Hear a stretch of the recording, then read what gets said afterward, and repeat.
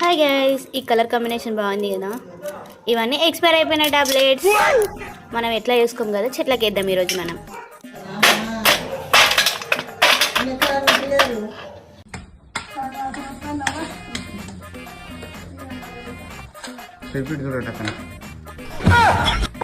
చెట్టు guys, actually ఇది పెద్దగా ఉండాల్సింది, ఎండిపోయింది. ఇప్పుడు మేము టాబ్లెట్స్ వచ్చి శిల్ప పెద్ద వేరించుద్ది. నేనేమన్నా వేసాయనా?